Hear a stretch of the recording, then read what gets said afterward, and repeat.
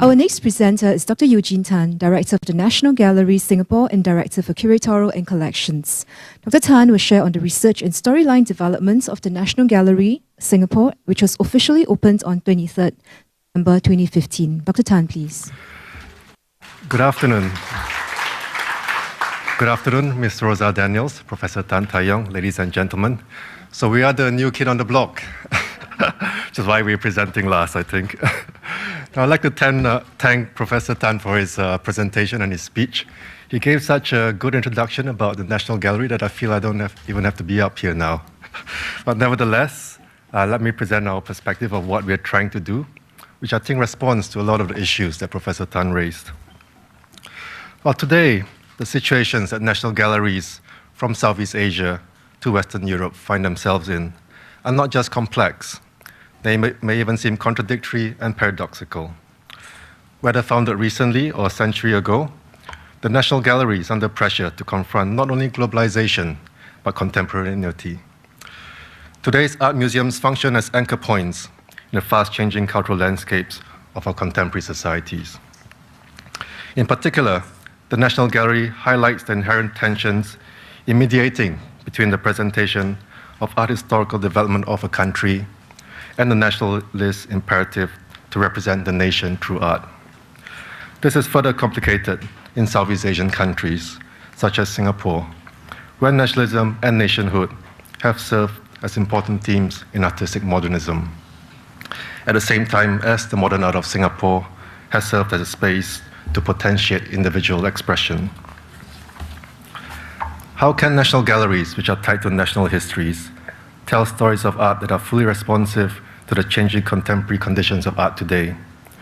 Do they transport audiences back in time, or do they bring heritage forward to the present? How are the public functions of these institutions changing? If the publics for today's museums are regional and international, how then do national galleries position themselves as connecting points for regional histories? What does it mean to go beyond a national art history? Does it mean the development of a regional, international, or global perspective? What does it mean to stake a regional perspective in contrast with a global one? Taking National Gallery Singapore, the country's newest museum, as a case in point, I will propose how a national art history can be written or rewritten, and how the presentation of this rewriting of national art history is an important part of the global conversation of art today. I'll outline how National Gallery Singapore addresses some of the key challenges that face many museums of the 21st century through its exhibitions and programs. National Gallery Singapore aims to re-examine Singapore's art historical development, going beyond a national art history towards the creation of a platform for regional perspectives and global conversations. The National Gallery Singapore has been converted from two national monuments, the former Supreme Court and City Hall, which were constructed in the 1920s and 1930s. The highlight of our museum will be our two permanent or long-term exhibitions, one that tells the history of Singapore art and the other of Southeast Asian art. Through these two galleries, the National Gallery Singapore aims to examine the shared historical impulses in the region, highlighting the complexities and relationships between national and regional art histories. This is further complemented by projects which contextualize these developments within a wider global context. This shows you a plan of our building and where all different galleries and spaces are. So these permanent galleries at National Gallery Singapore are something new for a Singapore-based art museum. In addition to bring a sense of history to the art scene, what has been lacking, what they also offer is an opportunity for a dialectical approach towards curating art history. Over time, the propositions set forward by the earlier exhibition hangs will change, as we will respond to the critical discussions within the institution, and very importantly, that the institution has with other art historians, critics, curators, and artists. The permanent exhibitions of the National Gallery Singapore have also set a new precedent, given the scale and depth of these exhibitions. Each of these exhibitions will feature around 400 works, dating from the 19th century to the present, and will be one of the most extensive surveys of the art of Singapore and the region to date. The inaugural exhibition in the Singapore Gallery begins with two questions. What is the name and where do you come from? So siapa nama kamu is Malay for what is your name. And these are some images of our Singapore Gallery, which I hope you'll have a chance to visit.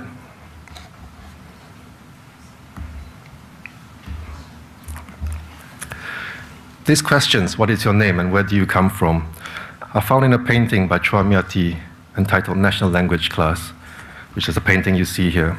It was painted in the year 1959. Chua was a generation of young artists who were actively involved in the independence struggles of the 1950s. In 1959, the year when the painting was completed, Singapore had gained self-government. Malay would be declared as the national language to unite the different ethnic groups in Singapore through a common Malayan identity.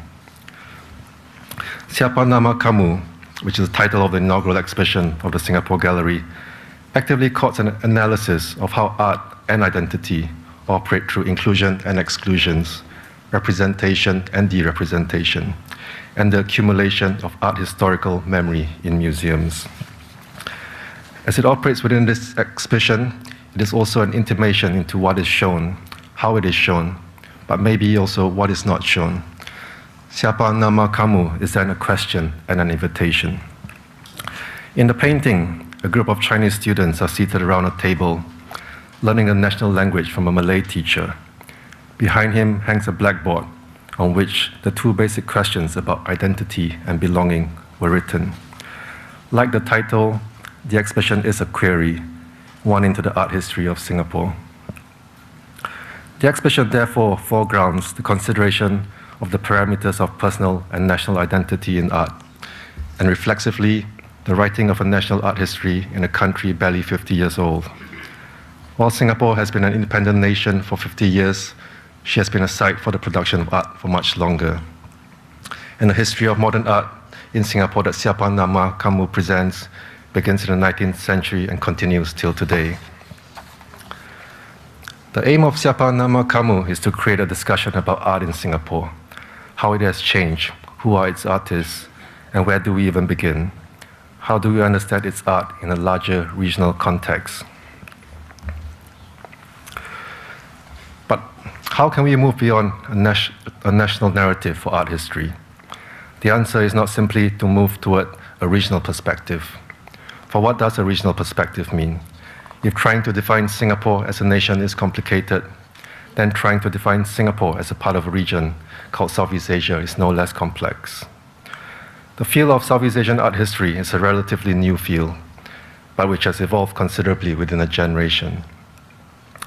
Art historians have previously focused their attentions on individual countries within the region rather than Southeast Asia as a whole. 10 years ago, scholars would argue for the recognition of the other modernities that contrast hegemonic notions of Western modernity. Today, however, researchers and practitioners have begun to move beyond the opposition of East versus West and engage in an inter-regional conversation.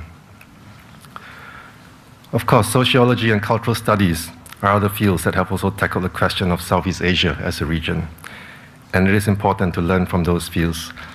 Let me cite two examples from the beginning of the turn of the 21st century that show a discursive move away from the binary opposition of East versus West to an emphasis on inter-regional conversations.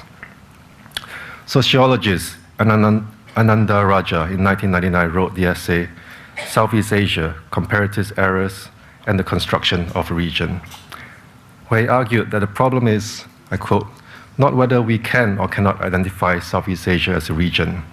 The problem is that we lack a conceptual framework, if not a theory of regions as human constructs. The errors of Raja's essay title have to do with how comparative methods imply systems of classification.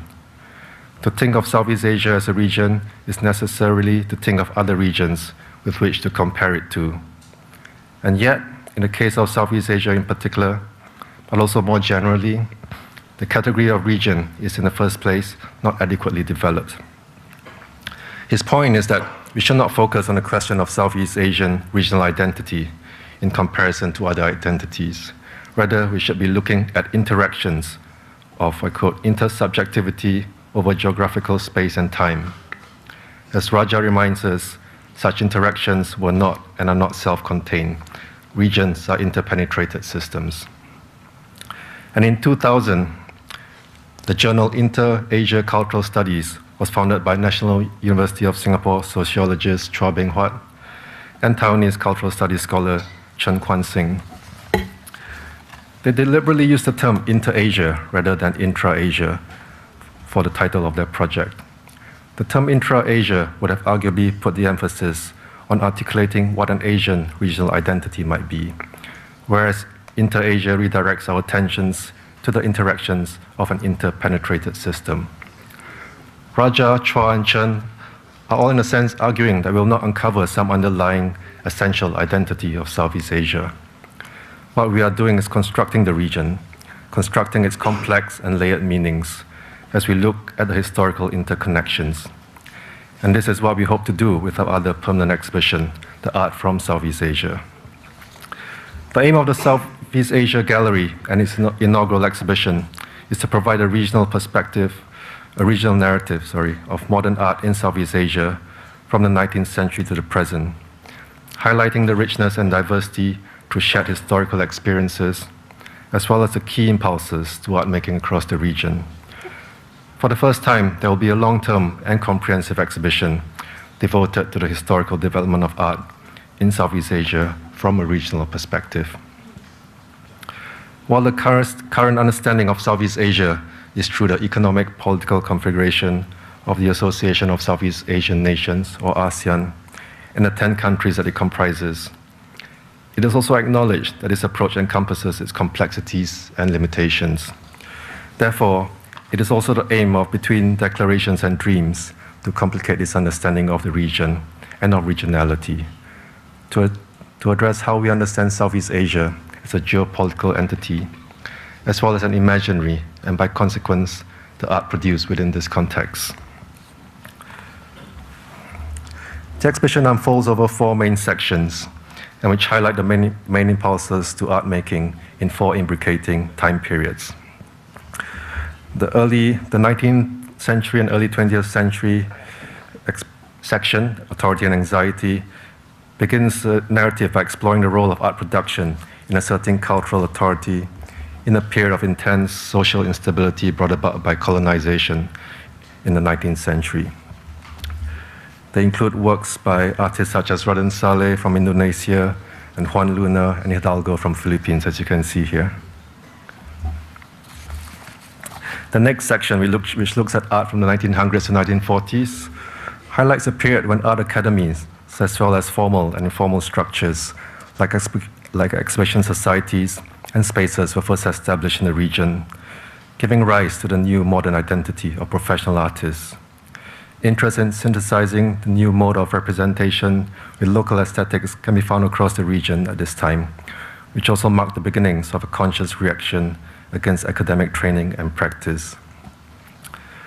The 1950s to 1970s section is organized along the different perspectives on art produced from the decades of decolonization and nation building to the Cold War period. Artists were often pulled by the 2 forces, one responding to the needs of a new nation, and the other to the increasingly shared global artistic trends.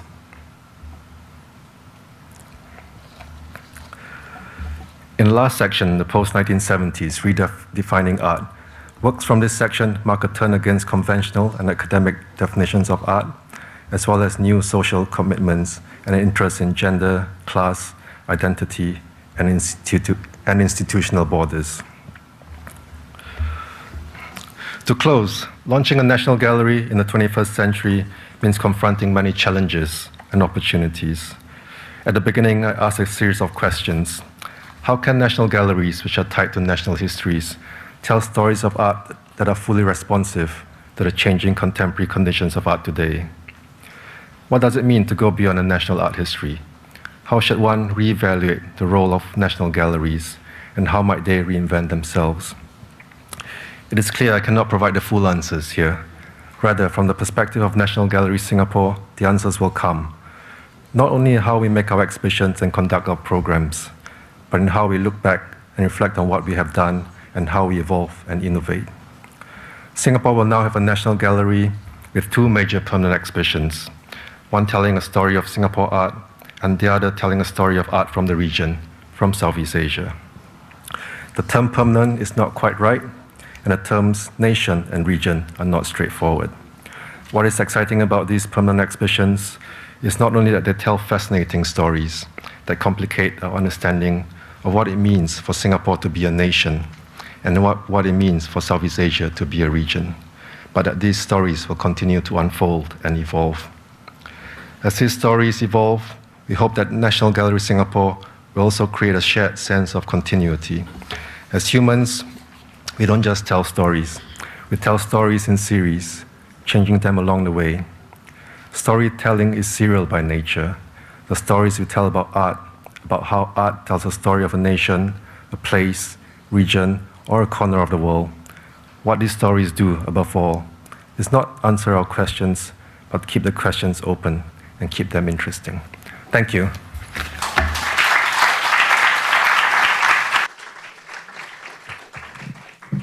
Thank you, Dr. Tan. Ladies and gentlemen, we shall now proceed for a 15-minute break. May we invite you to the foyer outside the auditorium for the reception. Thank you.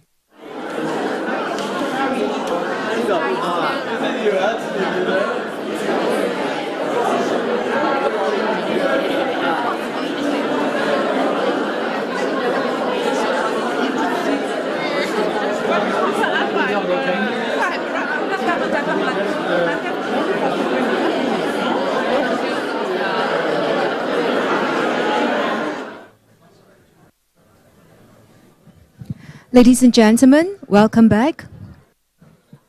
We resumed the conference with a roundtable session. The participants are the heads of delegation of the Asian National Museums Association and the director of the Asian Civilisations Museum, Dr. Alan Chong. The session will be moderated by Professor Tan Tai Yong. Professor Tan will now lead and moderate roundtable session. This will be followed by the question and answer session. Professor Tan, please. Good, thank you very much. Welcome back, team. I'm now seeing a new definition of round table. At first it is not round, and it isn't a table. So, but I guess it's the idea that counts, right? It's imagination, yes. All right. So, what we are trying to do the next, say, half an hour to 45 minutes, depending on how many questions we have, is to hear views from various leaders of museums across the region and the association on some of the ideas that have been raised, discussed, and elaborated in the presentations earlier and the discussions this morning. Now, I wasn't at the discussions this morning, so please pardon me if I don't know what you guys discussed, but just for this afternoon's presentations, I think we've heard some interesting thoughts about museums, their roles, the challenges, and the way they are conceived and the way they are evolving.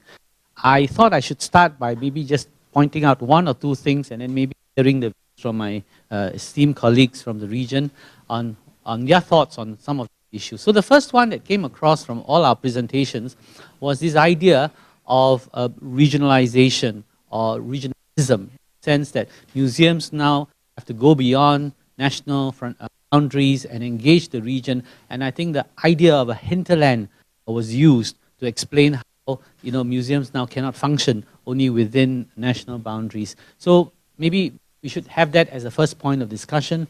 I'm just wondering whether anybody would like to. Mr. Wang from China wanted to say something earlier. Oh, okay. So. Going to you? Mr. Wang? Yeah. Okay, please. Yeah.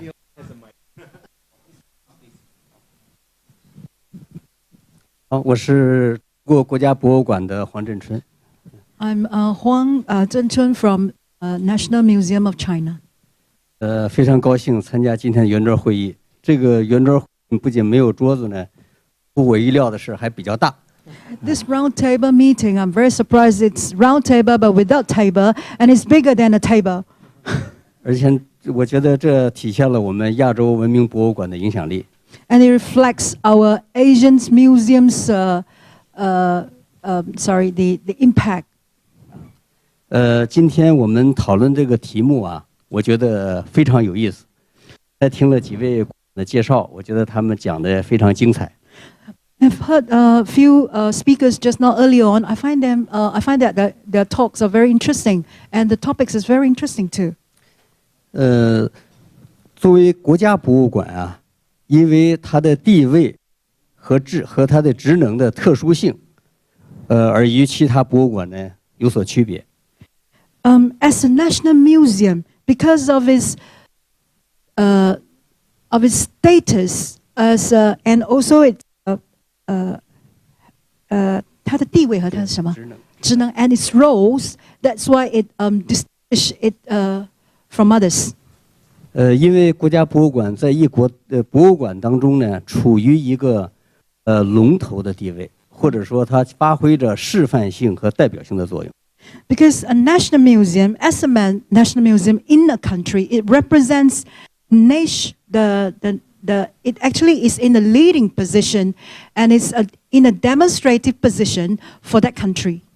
国家博物馆它所坚持的理念，所采取的政策，对其他的博物馆呢或多或少有着影响。A country's policy or the belief in their in the way they manage or run their own museum actually has some impact on other museums as well. 所以我们说呢，处理好历史和艺术，一个国家博物馆当中的定位问题，这涉及到呢，博物馆事业的发展，是国家博物馆所独有的这样一个特殊性。To actually very well taking care of the history aspects and the art aspects, it actually involved the positioning of the museum, and the positioning itself actually already determines the way the museums develop, the direction of the museum's development. 作为一般博物馆呢，它的基本职能呢，是展示人类文明，促进人文交流，提高观众的精神文化素养。Actually, a general museum is to present human civilization and also to increase our human spirit of understanding of 人类文明是吗？什么精神啊？精神文明。It actually also increase or enhance our we say spirit knowledge or our I don't know what's the best word, the knowledge in that aspect. Sorry. 你说4句话，一是呢是藏品征集和保管这样一个机构，博物馆业务发展的基础。品的什么？藏品的征集和保管。Actually, one of the roles is to preserve and conserve the works. 是举办陈列展览，是博物馆呢发挥作用的一个主要形式。And another role of a museum is to exhibit their works. This is also part of their the function of museum. 但是宣传教育，这是博物馆作为公共文化服务的一项基本职能。The third is the role of museum is publicity. It actually has the role of increase awareness or to serve the public. 4是学术研究，因为博物馆的各项业务活动都应植于科学研究的基础之上。Fourth is academic research, because all the scientific or science is based on this build up based on this to build it up. 当然这是一般博物馆都具有的。那么作为国家博物馆，还要处理好历史和艺术的关系问题。And these are all just now what the 4 aspects are actually generally covered by all museums. But the National Museum, there's extra function that we have to take care of the aspect of history and arts. 所以我觉得今天这个议题重要性也就在这里。So I feel the importance of this topic is also here. 这2个问题呢，对国家博物馆来讲，我觉得都非常重要。And these two things actually to a national museum is very important. 如果一定要分出个先后的话，我认为首先是历史这个因素。Actually, history and art are both are just of great importance. But if you want me to really distinguish or you want me to rank in the position, I would still think history is very important. 因为博物馆介绍的历史是通过实证物所展示的历史。Because the history through the exhibition of a museum, it actually reflects the truthfulness of the history. 它和我们课本上所讲的历史不同，它具有权威性。It is different from what is learned from the class textbooks because the museum's exhibition has some authority in whatever it says. 而国家博物馆呢，又集中了一国文物的精品，最能全面系统的对历史加以展示。And National Museum has actually absorbed the heritage of a country, and it actually is very, I should say, completely reflect the countries, the nations. 也正因为如此，了解一国的历史文化，往往是从参观国家博物馆开始。That is the reason why when a visitor, when they understand, or any visitor, when they understand a country, they understand it through going through the museum, from the perspective of museums. 所以我赞同陈教授讲的，就是国家博物馆是呈现一国历史进程的地方。So I agree with what Professor Tan has said, that a national museum is a place, a venue that reflects a nation's history as well. 可以说全面、系统、权威地展示我的一个国家和民族的历史，是国家博物馆的特点，也是它的一个重要职责。It is a characteristic of National Museum to reflect on the ethnographic of the country, and what it reflects is some authority in the content. 其次呢，我觉得国家博物馆也离不开艺术。And as well, I also feel that it also cannot separate from art. 因为国家博物馆作为一个综合性的馆，就不仅呢是历史的一个圣殿，还是美的殿堂。Because National Museum is not only a place for history, it is a place for art as well. 我认为离开了艺术，国家博物馆不能够成为殿堂。And if it has no art in it, it leaves the part of it cannot become a place, or what you call that, there's a name for it, a hall for history. 不仅如此，在国家博物馆的丰富藏品中，很多藏品本身就是精美的艺术品。And not only this, through the rich collections of museums, the rich collections itself is already a fine piece of art. 中国国家博物馆呢有120万件各类藏品，其中书法、绘画、纯艺术品藏品就有3万件。China Museum of National Museum of China has currently 1.2 million of collections pieces, and out of that, we already have 30,000 which are calligraphy and paintings. 一个国家博物馆往往就是一座文化艺术的宝库。A national museum actually represents a nation's treasure, the nation's treasure of arts. 我们谈论国家博物馆说离不开艺术。So when we talk about national museum, we can never separate from art. 还不仅如此，就在国家博物馆的历史类展陈中，艺术呢也是一个非常重要的因素。not only this, in the perspective, in the area of history, 历史艺术什么？对，历史战争的。Okay. In the collections of history pieces, art is also part of the element.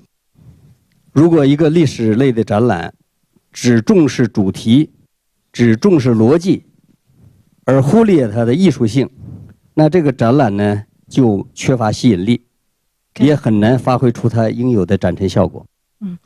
If exhibitions, historical exhibitions, has no art element in it, it just emphasizes on the theme, just emphasizes on the logic. It doesn't attract the audience, and it doesn't attract the audience, so it doesn't play a role in actually it doesn't. That means it defeats the purpose in playing this role. 我们参观的新加坡历史博物馆，它的展览就给我们留下了非常深刻的印象。I have very good impression of because I have actually toured around Singapore National Museum, and I actually have good impression of it. 可以说是一个历史和艺术结合的很完美的一个展览。It is a very nice combination of history and art. 最后两句话就是：如果說歷史是一個國家和民族的根脈，那麼藝術體現的就是一個國家和民族的精神。If let's say history is the roots of a nation, then art will be the spirit of the nation. 把握好二者的平衡，是國家博物館應該扮演好的一個角色。To balance these two is actually the role of a national museum. 謝謝各位。Thank you. Thank you, Mr. Wang. I wonder if anybody would like to respond to that or just add to what he has just said about combination of history and art in the National Museum. Any takers?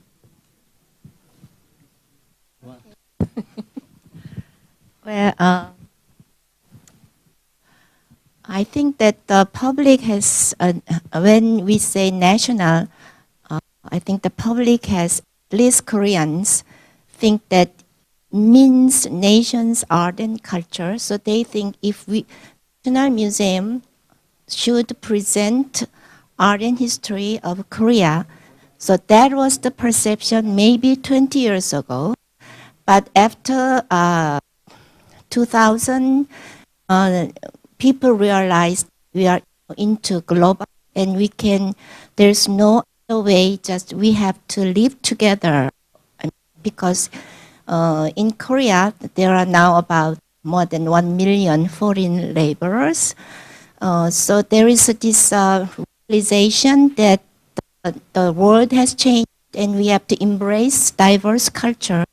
Usually Korea doesn't, we don't have much chance to understand diverse culture.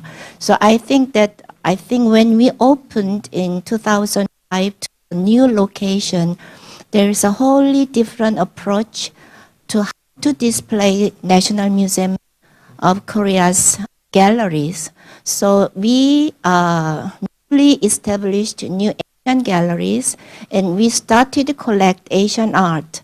We have some Chinese ceramics and some Japanese paintings, but we started to collect Southeast Asia, Indian, and so now we have these galleries for Asian art, but also we try to change our permanent gallery, which we used to display Korean art and culture, but we try to approach in context with China and Japan and other countries, because I think it's very important these days because in East Asia countries, well, for instance, in Japan and Korea, we used to talk about or research where this influence come from, maybe from China or who are the first nation to start this style. And that's kind of a nationalism. And then we thought that was the thing we should do, but now we should change this notion that, so I think from our museum is trying to show what part we played in the circulation of culture, not really show we did this first and then we are influenced by. I think it was the, maybe it's now over, it's the past, and I think that's the role of our National Museum, to prepare people to adapt this rapidly changing environment and global period.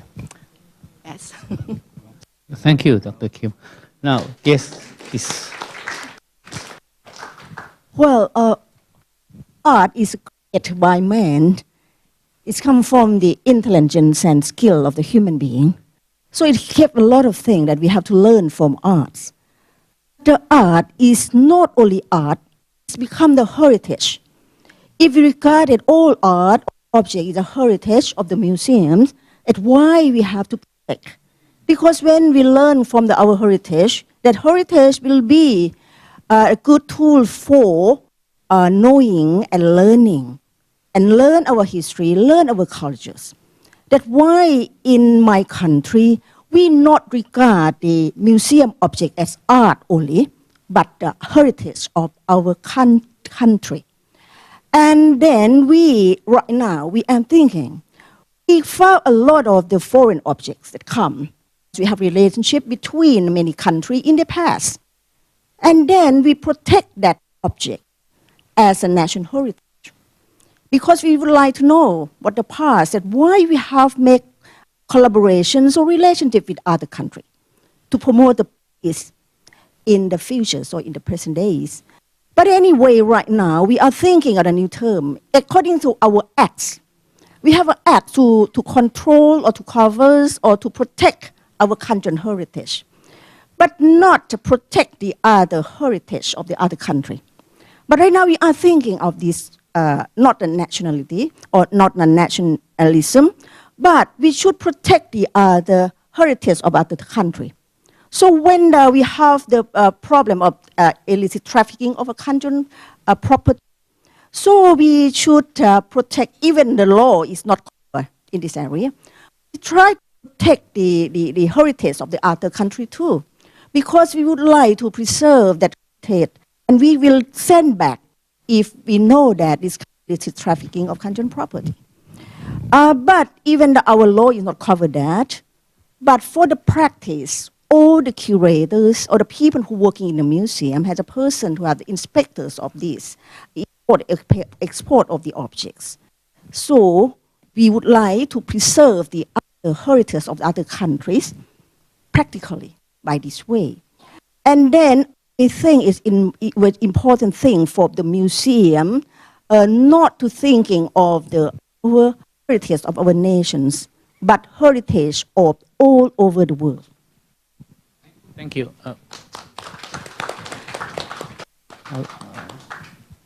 Yes, to National Museum. I am Masami Zeniya from Japan, Tokyo National Museum. There are 12 national museums in Japan.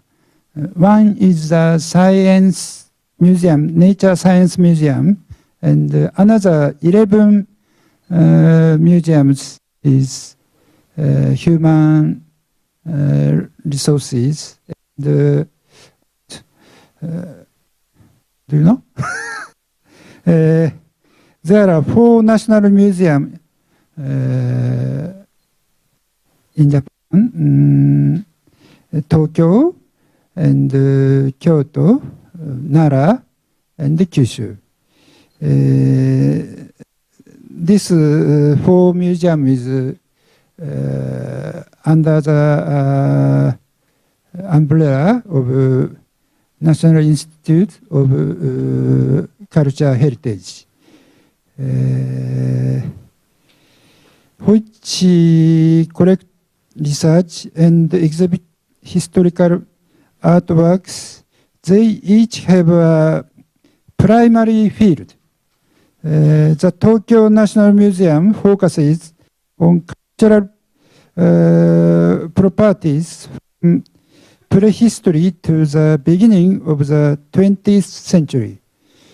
The Kyoto National Museum and the Nara National Museum concentrate on artworks from the times when their respective city was the capital of Japan. And the theme of the Kyushu National Museum is exchange with Asia. Moreover, Japanese political history is covered by the National Museum Japanese History. Ethnology by the National Museum of Ethnology. And modern and contemporary arts by the 5 National Fine Art Museums. The name is Tokyo Modern Art Museum, National Gallery, Western Art Museum, Kyoto Modern Art Museum, and Contemporary International Museum in Osaka.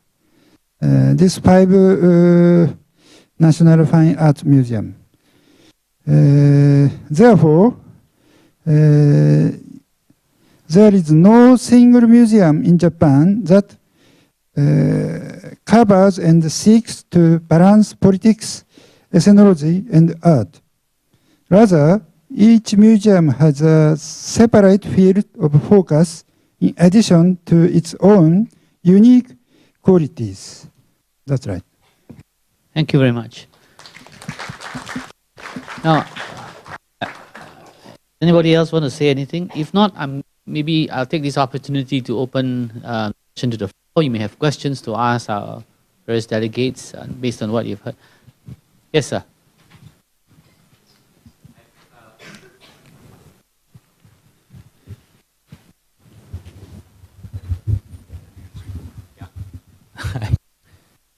I have a question to the Singaporean museums. So all the three, the National Museum, National Gallery, and the ACM are relatively newly opened or redone. Was there ever a discussion to build new buildings? All of the three are in colonial buildings, and I think this might be interpreted as a sign of the past of the museums. Okay, maybe Alan. We've entered a post-colonial phase, so we no longer think that way. We embrace the history wherever it comes. No, seriously, I think that the respect for the past has now transcended any notion of direct colonialism.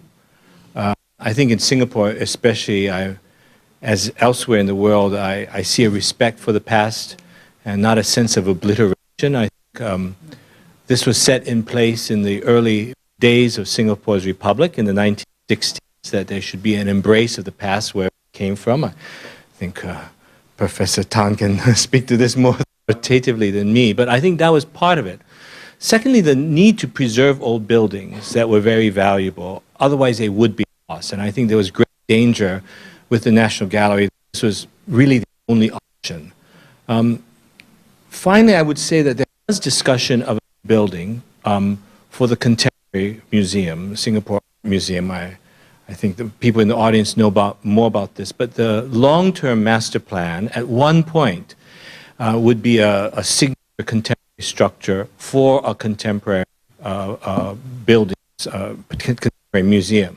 So I think those is still possible long-term. I would point out that the Natural History Museum at NUS has a rather brilliant new structure, even though its roots go back to the mid-19th century. In a sense, it does not occupy a historic building, it occupies a contemporary structure, but it is part of the original National Museum, the Raffles Museum. But it is ironic, we're all of us in historic buildings for now. ACM has expanded it with a few new structures, and of course, the National Gallery is really transformed by its new linkages and roof. So I think it's a nice balance of old and new. But do you want to say anything? I think that's a very comprehensive answer. Any other questions from the floor? can be addressed. Anybody sitting in front here? Yes, please, ma'am. My question, we have many curators, many people from different museums from around the world. Question is about the visit fees. I was very impressed with the lady from Korea who said that you have a very global population in your country, and Singapore, for instance, has about half the population are either non-Singaporean, non-PRs. This kind of shuts off half the population when you have to buy tickets every time you come into the museum, and especially in wealthy countries, you know, like Singapore. And I was quite impressed when I went to Shanghai a couple of weeks ago. All the museums there are free, and if I go to Indonesia, it's phenomenal. So what is the trade-off? You know, having fees, I understand it's important to maintain heritage building and collections, but at the same time, shutting off the population coming in multiple times and having that interaction in a museum. Where is that balance? Thanks. So your question is whether museums should essentially be public institutions that admit people for free, and you don't differentiate between citizens and non-citizens in terms of admission. Anybody would like to take that question? How do you do your admissions policies? Okay. In Korea, everybody is free to permanent exhibition and smaller special exhibition. But for the larger special exhibitions, which is very costly, then we charge about maybe $10. But we have, but we usually have, even though we sell tickets, some of the popular exhibition, we get like 400,000 people.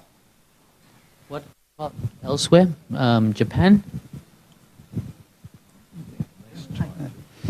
日本の場合は東国立博物館では、子どもから高校生までは無料です。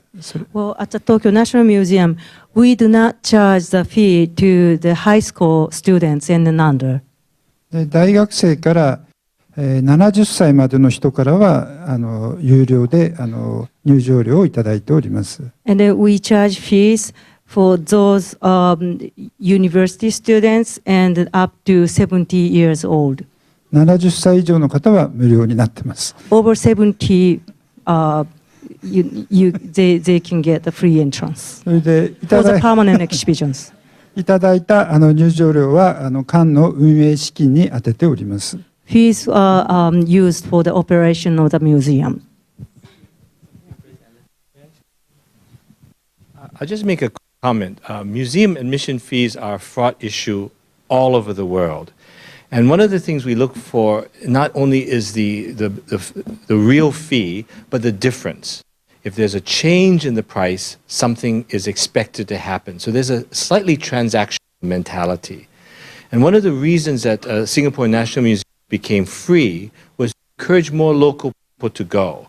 Since, like most museums around the world, Singapore museums are more heavily trafficked by tourists who have free time and a little bit of extra money.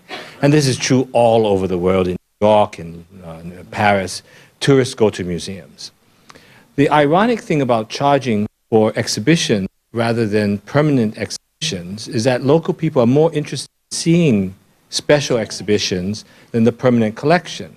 So we are ironically, and I don't mean to be critical of the National Museum of Korea or the National Gallery in London or the British Museum, lots of places like that, is that you're actually charging local people and cutting them off from going to a special exhibition that they want to see, whereas a permanent collection is probably a little more attractive to foreign tourists.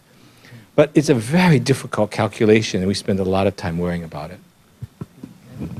Well, I just say that in Thailand, we have very exact policies about the students. If you are in uniform, you are free. No matter how old? No matter how old. Okay. We don't see get your a uniform. face, it's just only uniform. Well, if you are over 60, it's free.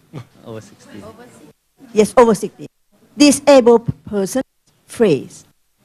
And then permanent and special exhibition, you just pay only the ticket for the ordinary ticket. because we would like to make people come 7 times to museums. We have the special exhibition. If we had a lot of investment, but we willing to open to public to come to museum 7 times, if you pay the ticket and you come to only the permanent exhibition, you get come to 1 time is enough for you. But when we have special exhibition, you come to visit museum again and again. This is policy to open the museum for everybody.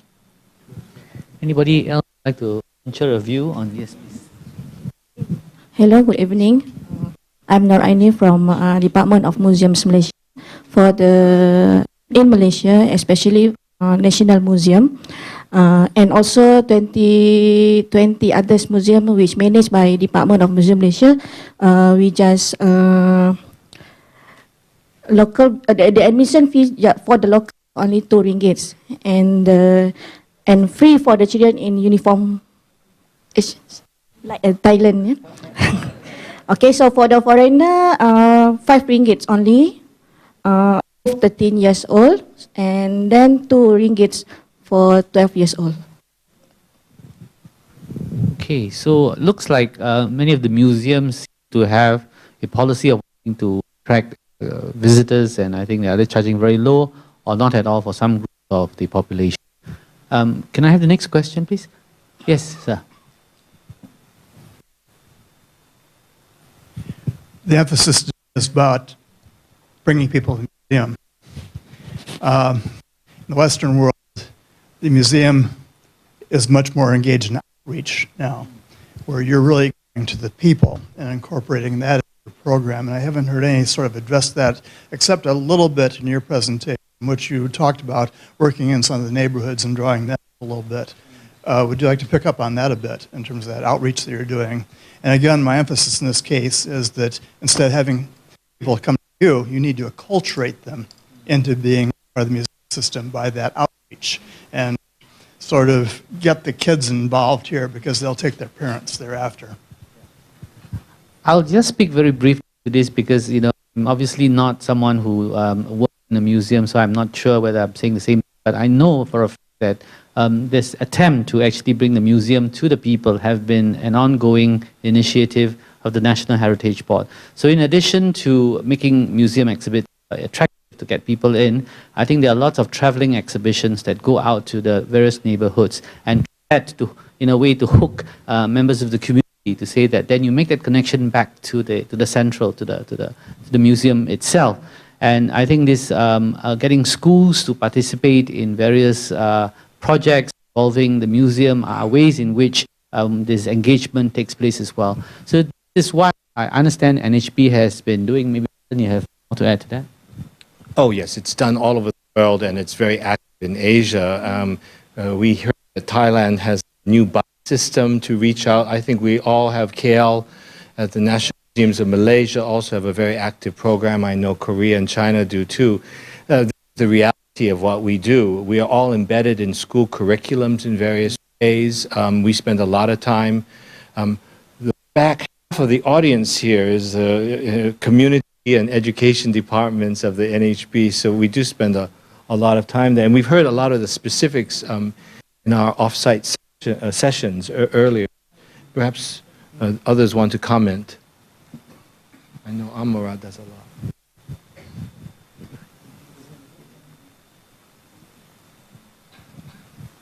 You know, I could just say that at the National University of Singapore, where I work, we do have the National University of Singapore Museum. There's a biodiversity museum, which has been mentioned. So what we try to do is develop courses where students would have to use museum exhibits or materials from the museum, thereby drawing them in as well. So these are ways in which we try to engage with the public, either on-site or in ways that, you know, they can be eventually be connected to the museum itself.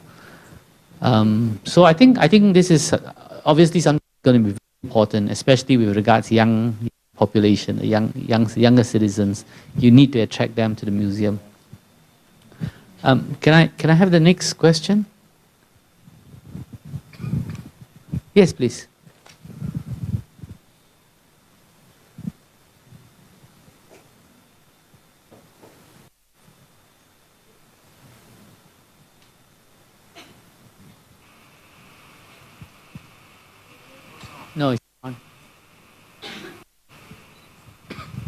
Okay. Yes.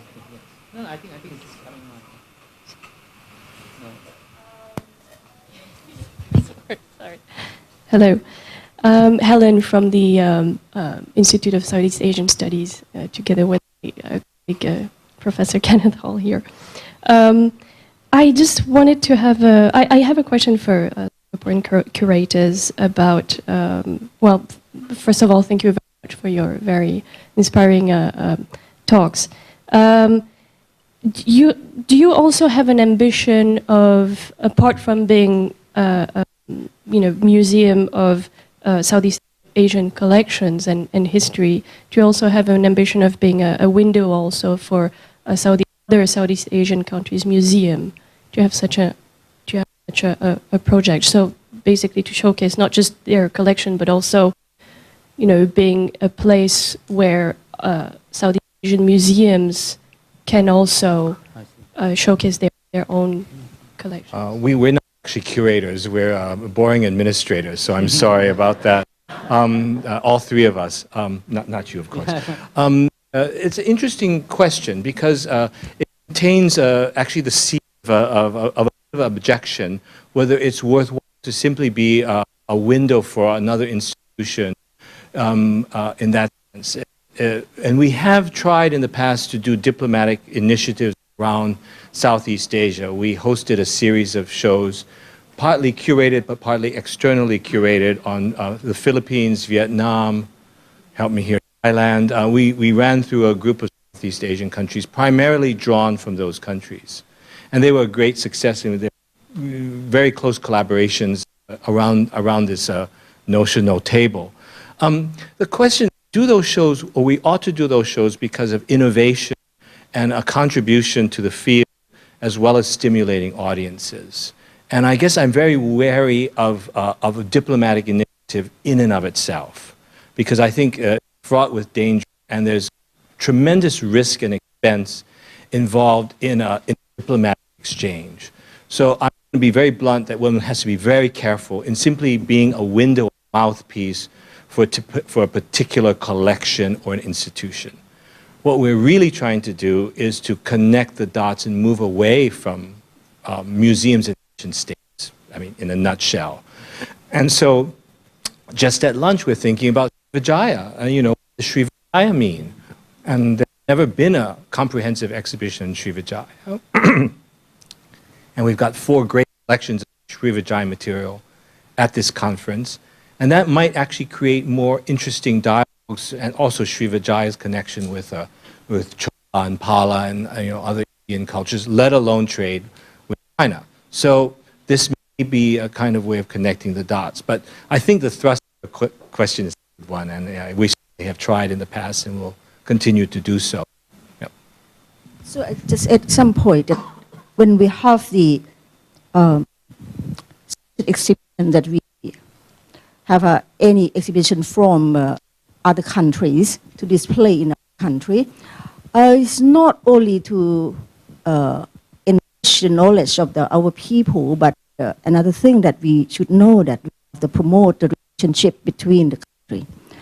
And then I think it's a very good, my museum is have a duty to promote the relationship among the nations, among the peoples of this country and that country. And I hope in the future we should have some kind of traveling exhibition, so we can have to have the exhibition, one exhibition that the countries can perform together, and then exchange to have and discuss. Just started from the research together and make a group of the people among the people working in the museum, for example, in our ANMA members, and then we can move and work together, set the exhibition, spatial exhibition, and then we move to display in that country, this country, and all around the area that we collaborated. So it's the way that we can promote the very close relationship among our country, and we have think that seem to be the key to reduce the conflicts among the country.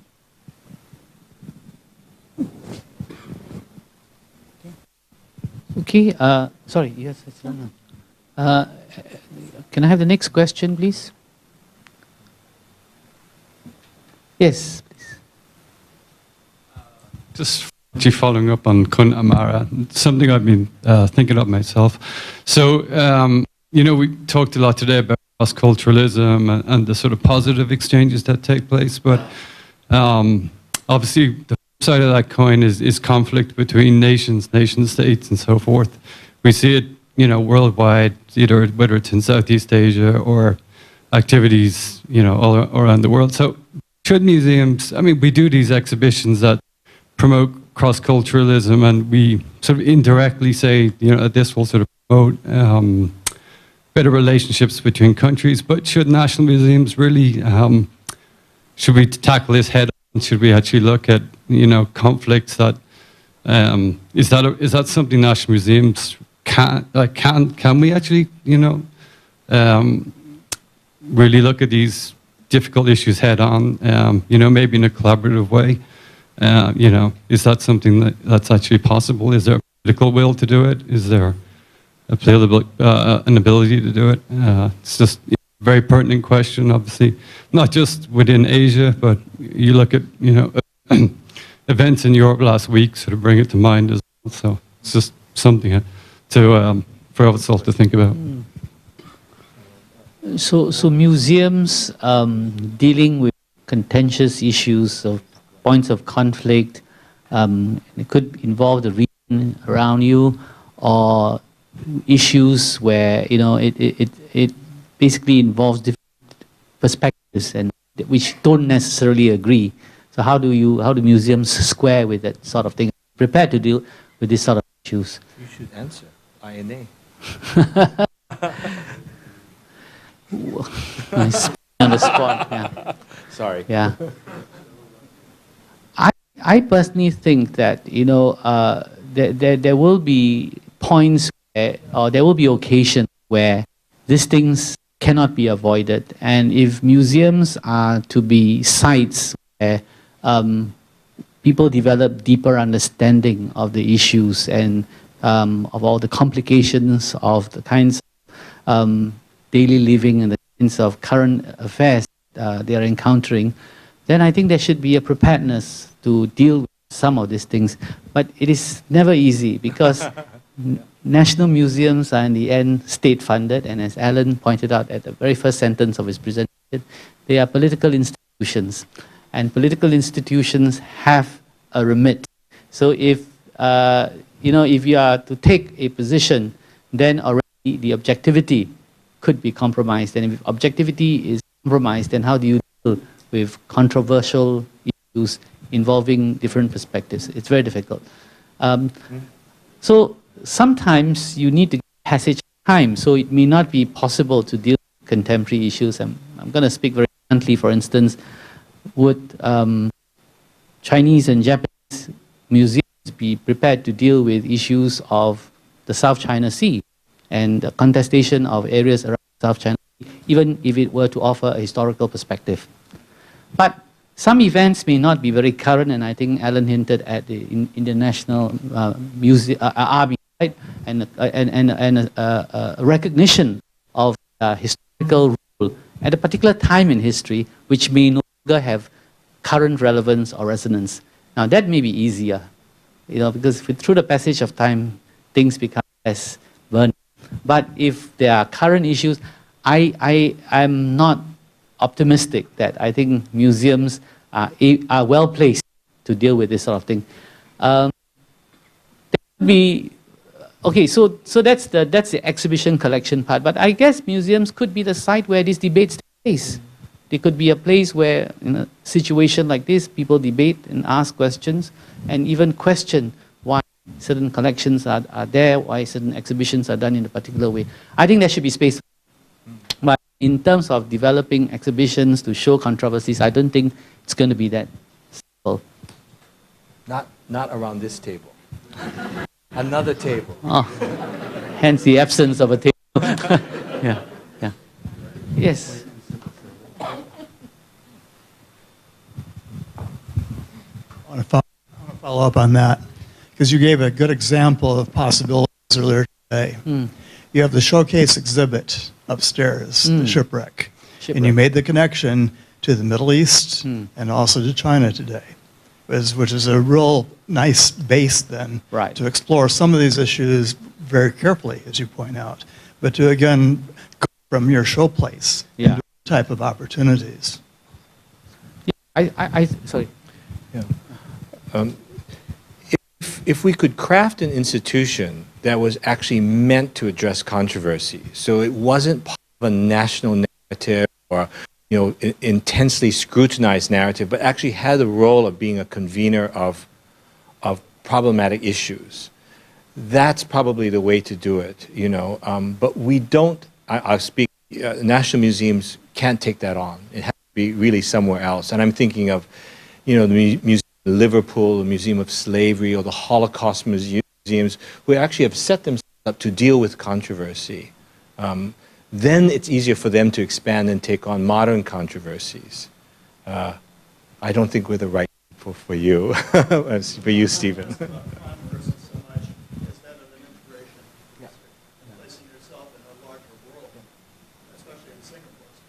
That's easier to do. That's our mission. Some of you may know that Singapore is in the process of thinking of a founders' memorial in a way to honor the founding. I don't know whether they define founders as in the population, the generation, or the leaders, but it's a recognition of the contribution of that first generation of Singaporeans who have built this country. Now, there's a lot of discussion about what that memorial should entail. Do you make it entirely celebratory and build statues and individuals, or do you reflect on the challenges, the kinds of difficulties, the opportunities lost or the opportunities won, and how do you reflect those in a kind of an environment that gets people to reflect and think rather than just to accept, So I think these are things which some controversy might emerge about the founding story and who's involved and who is not involved. So I think there could be some controversies in that, and it'll be interesting to see this thing shape up. Yes. I'm Tiwari from National Museum, New Delhi, India. We are just talking about conflict between nations. In the morning session, I had shown a coin from Gupta dynasty, and its date is around 4th century AD, 320 AD to 330 AD. The particular ruler, Chandragupta, ruled in the country, and we have got a gold coin of that ruler. And in the morning session, you have seen the king is offering a ring to a queen, princess of Nepal. Indian king, his name is there, his dynasty's name is there, inscribed on the coin. And princess of Nepal, Lichvi, her name is there, Kumar Devi. So if such things are there in your museums, you can display it. We have also displayed it. And whenever people of India and Nepal see that coin, they will feel, you see, there might be some fight between two nations or two states.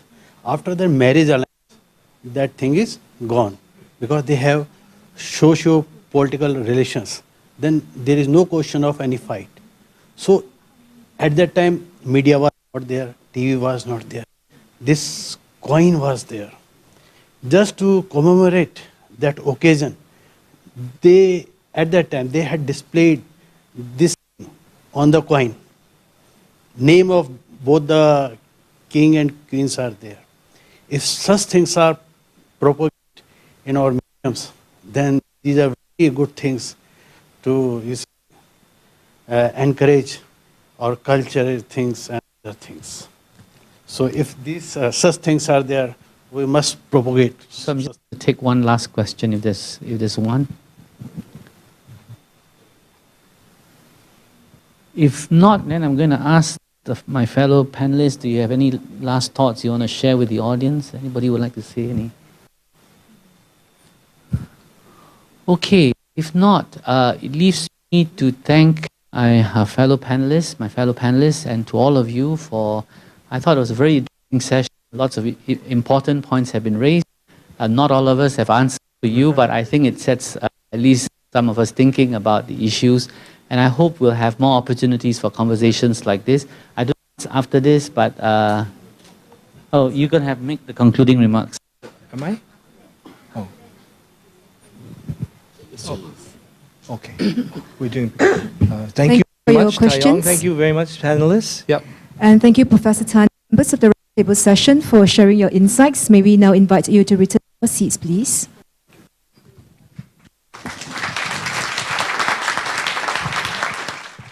We would now like to invite Dr. Alan Chong to give his concluding remarks. Dr. Chong, please. I have nothing more to say, except thanks to everyone, participants, and the audience particularly. So I think we should just move on. I'm just grateful you all came, and we can conclude this. All right. Right now, Dr. Alan Chong will present a token of appreciation to all of you, our speakers, as well as the participants. First of all, we'd like to thank Professor Tan Tai Yong, Executive Vice President of the Yale-NUS College.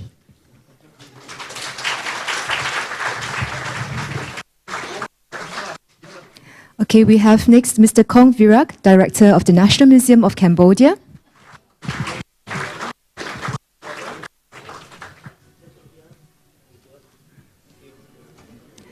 Mr. Huang Zhenchun, Deputy Director of the National Museum of China.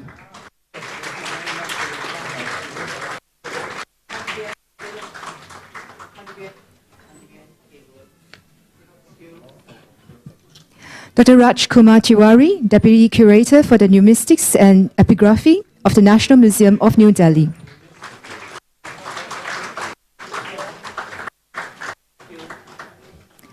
Ms. Intan Madiana Napitupulu, Director of the National Museum Nasional Indonesia.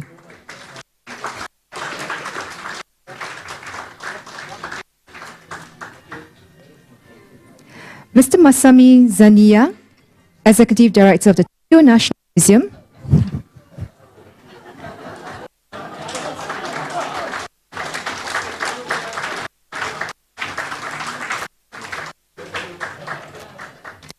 Dr. Kim Yong-na, Director General of the National Museum of Korea.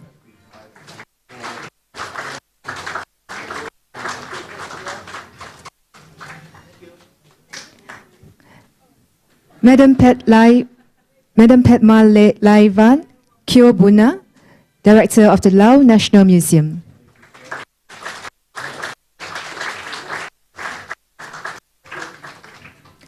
Madam Noraini Basri, Curator of Department of Museums, Malaysia.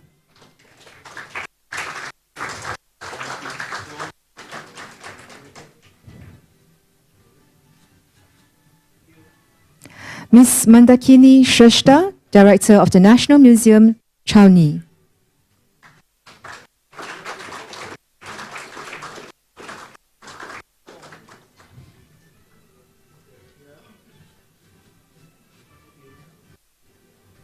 Madam Sanujati Kasturarachi, Director of the Department of National Museums, Sri Lanka.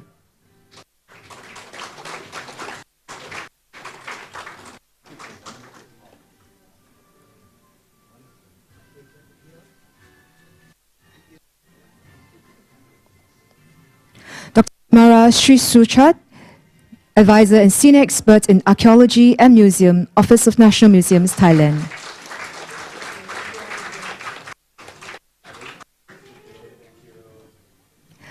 Mr. Nguyen Van Quong, Director of the National Museum of History, Vietnam.